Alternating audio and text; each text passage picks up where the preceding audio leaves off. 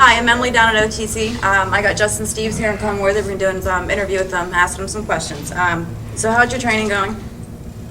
You first. I'll go first this time. It's going very awesome right now. Right now, I stay injury free. Basically, I mean, I can't explain. I mean, probably one of the best camps I'm having right now. That's cool. How about you? Worst camp ever. It's like, no, I mean, it's doing good. I mean, like, we train pretty hard down at the Fight Club, so it doesn't, I mean, I get into camps probably the last 3 weeks, but it's normally I just train every day. Like, I have people like him and Mark, and we have Cody sometimes, and Justin Wilcox, and we have all of our amateur team, and we have a lot of good coaches. So, I mean, you stay in shape. I stay in shape all the time. And so it's, preparing for a fight is more mental than physical. As long as you don't get any injuries, like you said, everything's good. No. That's good. All right, our second question. Who are you guys fighting, and do you know what kind of fighter they are? I'm fighting a guy, his name is Anthony Morgan. I think he's from Tennessee. I think he's 5'2". He looks like he's a wrestler, counter puncher, something. So kind I don't know. Yeah, I mean, he looks solid. He's done a lot of decisions, so I know he has good cardio. But I think I have a surprise for him. I always think of something new, finish fights differently. Well, we're excited to be seeing that. Like, I got a guy named Breland Van Arsdalen. He's an 8-time Bellator veteran. He's well-rounded. He's white too. What's that? Come out. No. No, he's tough. Comes from a real good camp, Dad's Fight Camp out of Philadelphia.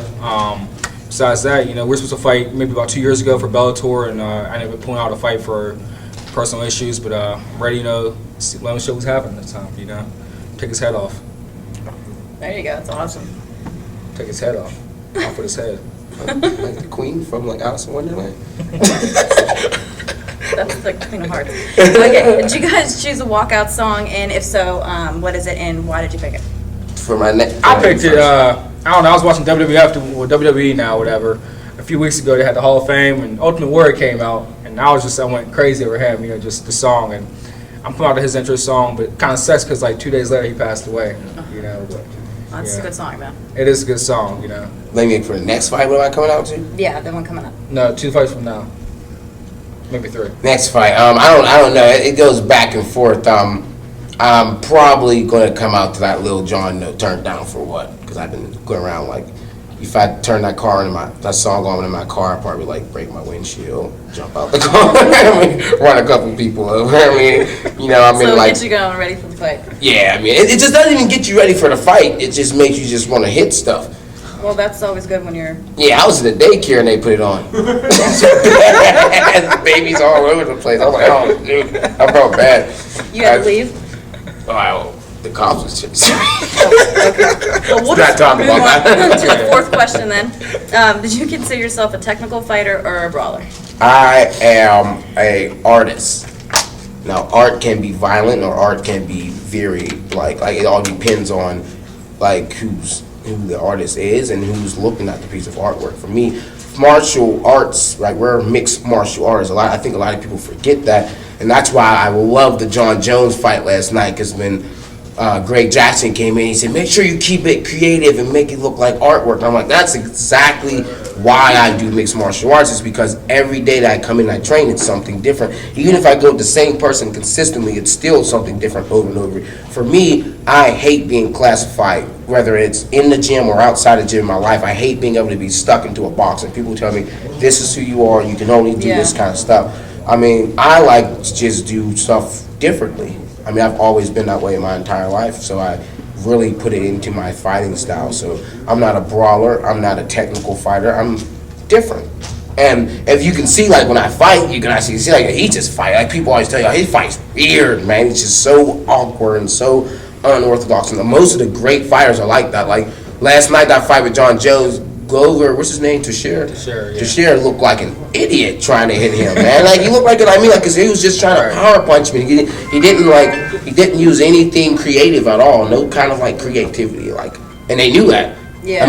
You can hit hard, but, like, anyone can hit hard. Like, I can literally, I tell my students this all the time, I can literally bring my grandmother in, put those MMA gloves on her, have someone stand there and tell her to throw an overhand right, and she can knock someone unconscious. Anyone can do that. Like, that's like brute strength. Anyone can do that, but it takes like someone that's creative, a brain that like can really like see beyond like what they're looking past. Exactly.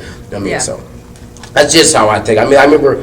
Like, for me, when it comes to fighting, I always like Shaka Zulu, and he always said the difference between a soldier and a general is a general has to make murdering look like artwork. And I'm like, ha! That's how I fight. So like, basically you're the Beethoven of fighting. Yeah, I'm like Beethoven to the 25th power. And how about you? I can't top that at all. Right now. I told you not to point at me first. I can adapt to any aspect, whatever. I mean, I can brawl with the best brawlers, and I feel I'm one of the most technical fighters out there. So, whatever situation I'm in, I mean, I can make it that much harder for the guy I'm fighting.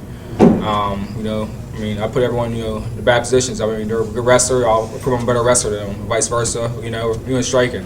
Even dancing. Dancing too. That's I'm a dancing really machine. good at. You know, dancing machine. That's it. Really dancing. No, but you know, I just adapt to anything, whatever aspect I'm in, you know, and just make it happen. Well, that's awesome.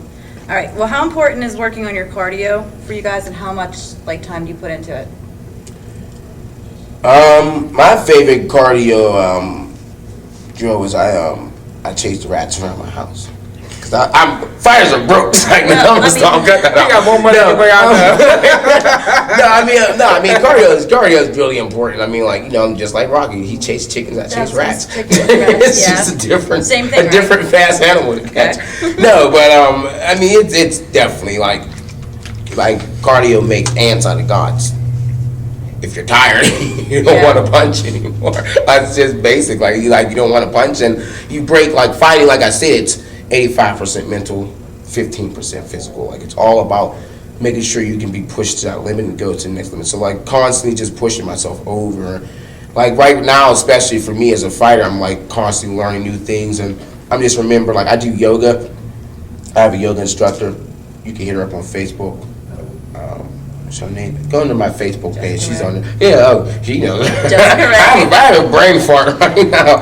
But she really helps me out a lot. I'm like, oh, yoga's stupid. I'm like, all right, whatever. When you're getting choked or that guy's swarming you, you really can't focus, and you start like freaking out, and you have to remember to breathe. And breathing is a big part of your cardio. You need to get oxygen to your brain. You have to push blood to your muscles. It's really a science that goes into your body operating. It's not just like caveman stuff, and that's what a lot of people like miss. So cardio is more than just I'm just gonna hit the treadmill and run and do a lot. It's like you have to focus on your breathing. You have to make sure you put your place in tight places and like get yourself out of it and stuff, and make sure it's really like in your head. It's in your head. Like the minute you're like, oh, I mean, I remember my second fight, my first pro fight, I tapped like, and I went like this, then tap. If I have the energy to go like this and wait, that means I couldn't be fighting the choke. So that means I quit before my body actually got there. So that was a different type of cardio I need to work on. More than physical, it's mental cardio, because that's the one that keeps going.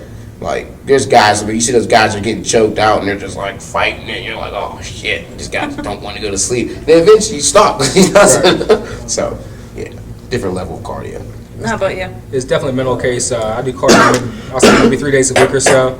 I'm real big on like aerodyne sprints, and you know, sometimes I do long mile runs, hill sprints, but like I said, basic thing is mental. You know, I mean, there's times, I mean, I've been injured and took fights and I really couldn't run or anything like that.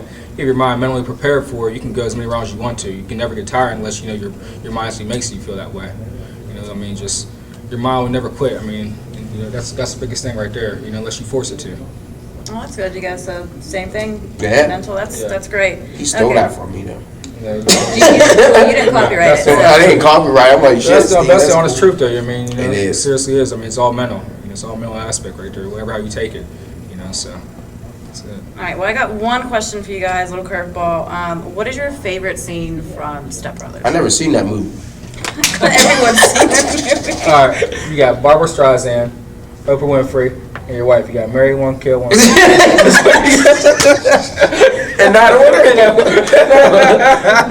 My favorite scene from the movie Step Brothers. It would have to be at the end when they're singing that song at the end. And like, yeah, and his brother's up there. He's like, it's the. Can I curse? Can I curse on the other? Can I curse?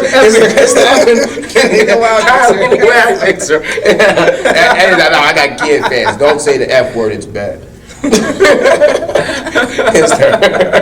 How about yours? Let me see. What is it? I'm trying to think. What's a good one from there? Zombie Shark Week. Dell, we play my drum set. Don't you do it? I'm gonna go upstairs and look at my right on your drum set. There you go. Yeah, that was pretty funny. 'Cause they actually like showed it like smack. Oh, nasty. Just in case you guys haven't seen that movie, watch it. It's awesome. We're in it Yeah. at one point Yeah. somewhere. Yeah. Something like So, that. thanks, guys, for coming down and answering the questions, spending time with me down here. Emily down at OTC, Justin, Steve, Khama Worthy. We'll see you next time. Awesome. Take care. I don't know.